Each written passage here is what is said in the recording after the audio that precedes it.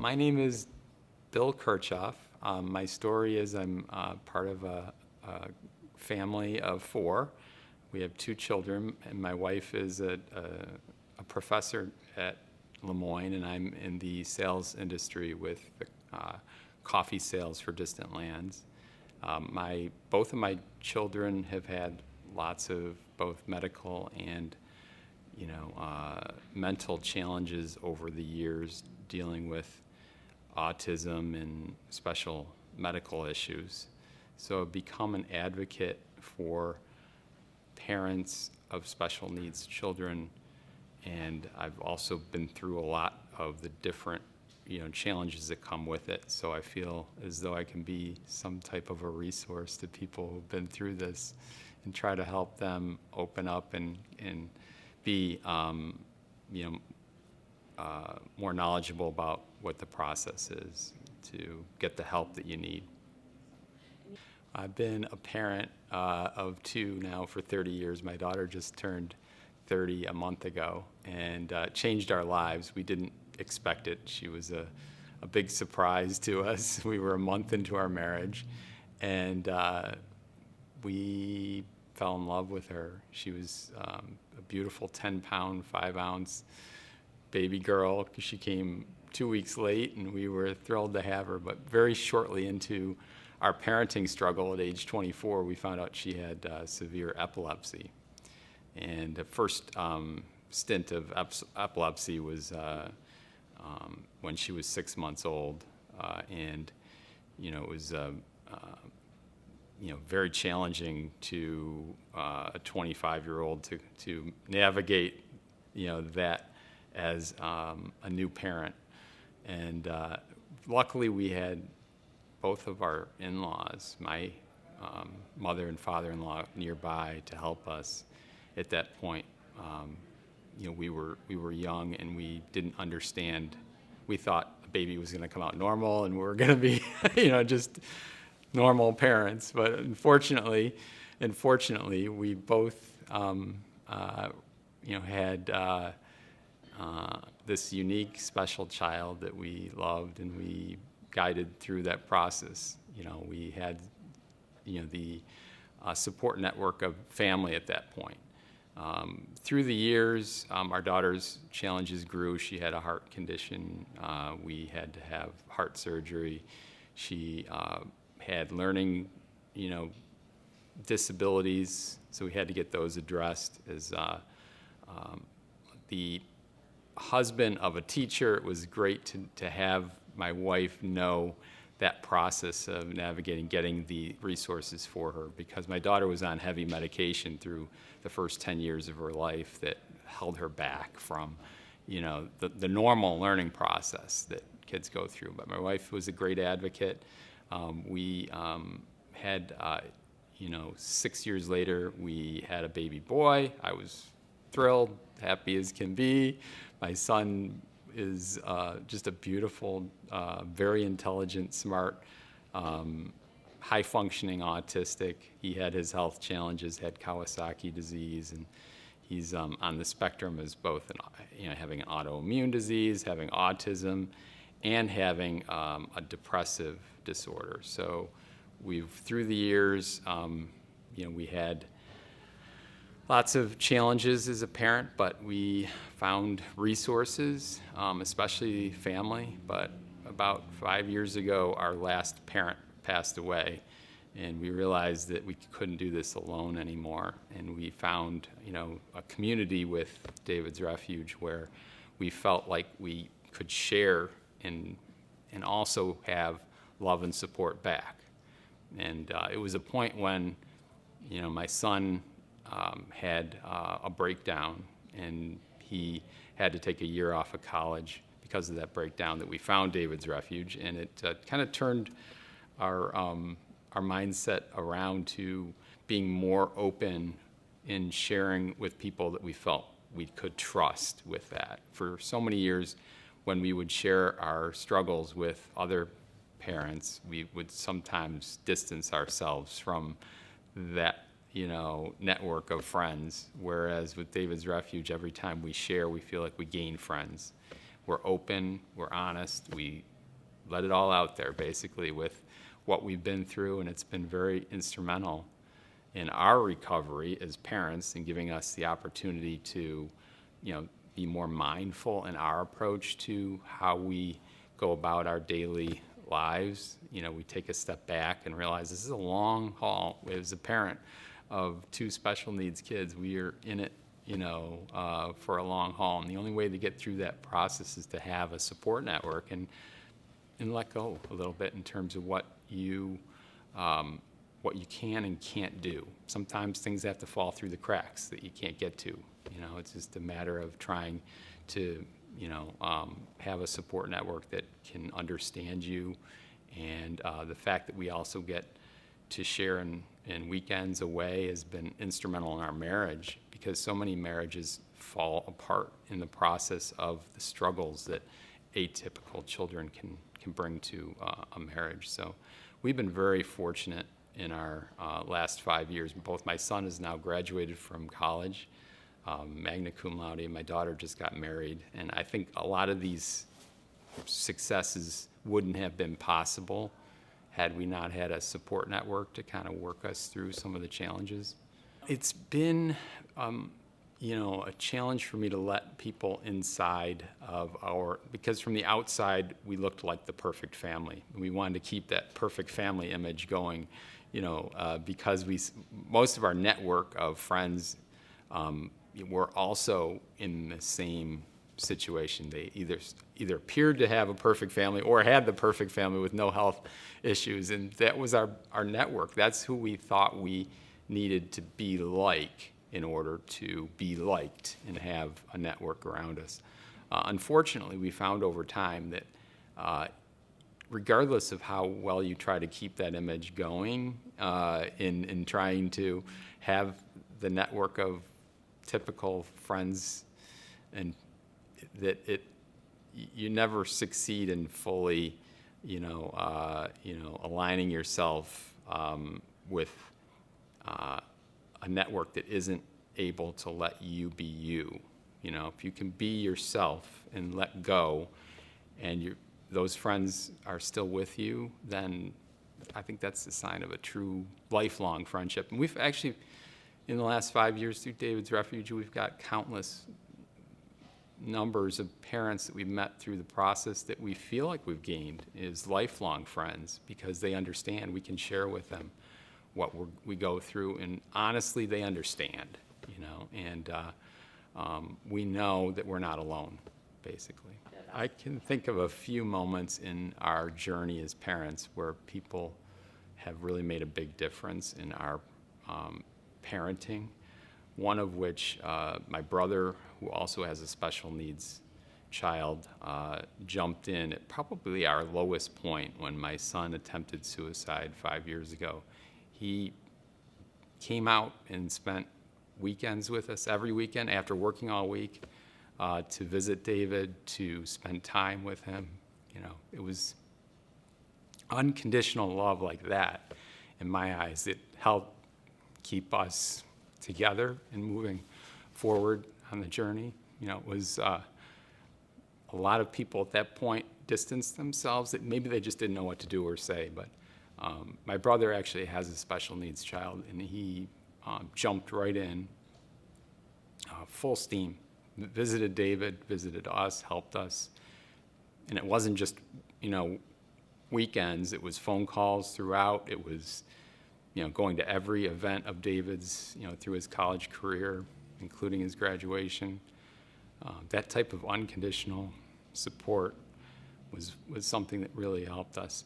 Another instance, through David's Refuge, we've had the hosts, Hale and Corrine Talbot, that were our first hosts back 5 years ago at David's Refuge, and they were our last hosts at our last respite weekend, have shown us complete unconditional love, that we're not alone. From the first weekend we met them, we've been connected to them, and their grandson is friends with my son, and we've been able to forge, it isn't just a friendship, it's more of a support system, where Even at your lowest, they're going to be there. And at the highest, point where we, had lots of occasions over the last few years to celebrate, they've also been there for us. And their first comments were, I think their first statement to us was, you're not alone. And I truly believe that with them. I think parents of both typical and atypical children have so much in common. We love our children. That's the number one thing I find that we have in common, is that we love our children. And we also want them to be successful in a way that they can have a good, prosperous future. So the common parts of being a parent of both atypical and typical children can really bind you together. I think from my point of view, I am amazed at how I've had friends of typical children come up and just ask us questions like, how are you doing? Or what is it like? What is high functioning autism mean to you? Simple connecting comments like that have bridged the gap for me. Or jumping in, like a number of our friends have, and joining the support groups with us to understand that process, because as they become knowledgeable, their statements, in some ways I've had other friends basically say, well, have you tried this? Without even asking to understand our situation, they've basically said, have you tried something? And that, in my eyes, isn't the first bridge to understanding. And in a lot of ways, I need to understand, because I have never had a typical child. I have to understand what having a typical child is. So I would love to ask more questions. I know many of my friends have typical children and have so many activities they're running back and forth with. Our kids, we're happy, in almost any different soul function throughout our lives, that we didn't have that stress of constantly feeling to keep up with others. So I think there's lots of bridges, and it comes down to we all love our children and want them to succeed. The hardest thing to do as a parent of a special needs child is to give yourself some credit, and you almost, from day one with our kids' problems, I started to think, what have I done wrong, and why is this happening, or what, and really, I think you have to take a moment and be mindful about how, this affects yourself also. And you will need to be there for your child long term. And this process isn't, easy. It's challenging, and you have to be mindful in your own care, self-care, and if you're able to take care of your own needs, you're going to be there for your child when they need you. And so it's so important that you take your time for yourself. I run from 5 to 6 a.m. I'm either on the treadmill, I'm running or swimming or biking. And it's my time, it's my zone time. I put my music on, I get away, and I'm mindful about what I need to do to keep going for them.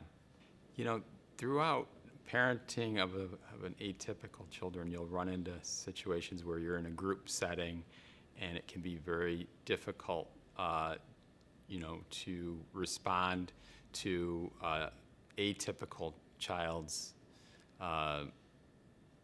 processing, of a situation. One of which I remember very vividly was my daughter's first communion at Immaculate Conception. We had a 3-day training for the first communion. She was very stressed throughout the whole process of having to wear a dress and be confined and basically play a role in the first communion, which in my eyes was always a beautiful ceremony. But for her, it was very difficult to be in that moment wearing a dress that she didn't want to wear. And she got up to the day of her first communion, and as she was getting her first communion, she told the priest, "I don't want to ever have a second communion," in front of the whole church and all the other parents. Jen and I looked mortified, but luckily I have a great wife that's very open, and she basically laughed with the Monsignor McCluskey after the whole ceremony, and we made light of it instead of, we could have left, and shied away from the after party after the communion. We jumped right into it. We were open and honest that my daughter has special challenges, and we continue to kind of laugh about that, to this day, that, she never wanted a second communion. So, through special events as a parent, the prom is a prime example for my son. My wife and I remember that night very vividly, where it was the senior prom for my son, and he wanted to stay home and catch frogs. And we were heartbroken at that one moment in time, that you always hope as a parent that they have those special moments. But we have come to understand over time that we have our own special moments with them. And unfortunately or fortunately, we have a 25-year-old that wants to spend time with his parents. We have those special moments every night, so the prom is one that we wished he could have experienced, but maybe down the road there'll be an opportunity for that. Sorry, I'm going to get myself composed. The second event that I can remember is my daughter's wedding, because we just had it a month ago, and it was so unique. My daughter and her husband are both, on the spectrum, and they created a ceremony that was from their heart. There was no pretenses. There was nothing, structured in terms of what they'd seen in past weddings. It was all about their wedding, and they created a magical moment that we'll never forget, because it wasn't, a situation where, they felt a need to fit into a normal wedding. They created a network of friends that supported them, even through a major rainstorm that happened right as the outdoor wedding was started. All of their friends, all from different backgrounds, different ways of life. We had members of the groom's party that were women, that were transgendered, that were autistic, that had special needs. But that whole group, when that storm hit them, just surrounded. And we were so thankful that my daughter has been able to build that network around her. And I think that's what's important. It isn't necessarily, the events, and I've learned over time that, you have to, be mournful over that normal kids get to experience. It's allowing your kids to have the atypical events that they've created that are even more special. As a parent of an atypical child, we've had lots of hospital visits over time, and the stress of those type of events can really impact your own ability to take mindfulness and care. My wife will not leave the hospital side. She spent 2 weeks with my son when he was in intensive care 5 years ago, and she didn't leave. She stayed the whole time. God bless her. But her moments of mindfulness were connecting with other parents in Golisano that were going through similar situations. She would connect with all the doctors. She would go for a coffee down the hall. She would find a comfortable place to sit, rest, and talk to people. Her mindfulness is socializing with other people. My mindfulness was going home at night and just crashing, literally crashing. And I kept it all in, though. I didn't tell my employer because I was afraid of what that was going to do. And over time, not sharing takes an impact on your health. And it definitely took an impact on my health. And my wife's, although she never left the side of our kids, during those, hospital visits, and over time, she found her way of being mindful, which is connecting. My employer was based out of the Midwest, and I never really felt like they would understand the challenges of mental illness. And then, unfortunately, I assumed that they wouldn't because of the conservative mindset of the owners of my company that I worked for at that time. I was afraid by sharing there would be a stigma approached, to me, and so I kept it to myself, and it's something I wish in hindsight that I had been more open, at least going to somebody and sharing how I could, navigate being a parent and not having the ability to be a normal employee. In that case, I needed time to get through it, but I struggled for a long time trying to continue working and continue that, and it ended up actually where I took a leave of absence versus I probably could have been more mindful in my approach to that process and sharing with them and not getting to the point where it was all or nothing. A lot of employers, people, want to help, and I think they would have helped had I been more open in the process. What I've learned now is that I share my boss now has a special needs child, and we connect, and I've asked him to join David's Refuge even though he lives in Seattle, because we talk and we share a lot about our struggles together. So I've come full circle, and a lot of that was David's Refuge. Being more comfortable sharing with other people has allowed me to be more comfortable sharing with my employer. And I'm also at a point in my life where I'm not so worried about my employment anymore. It is what it is. You're going to be valued by your employer for who you are, and you have to be mindful of that and open and allow that process and let go a little bit. If you don't let go in the end of the stigmas, and you're not going to be a valuable person for your employer.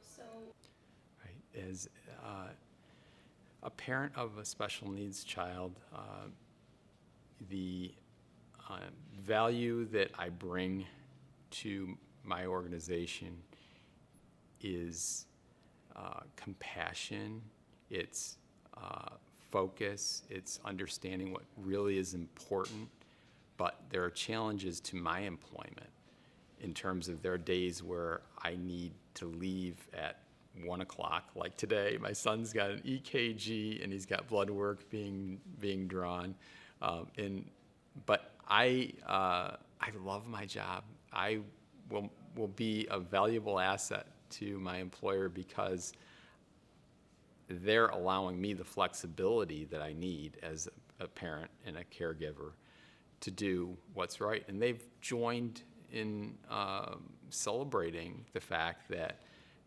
my son is doing well because they're giving me the time I need, to be a great parent. And when they do that, it's a win-win. And I want to do more for them.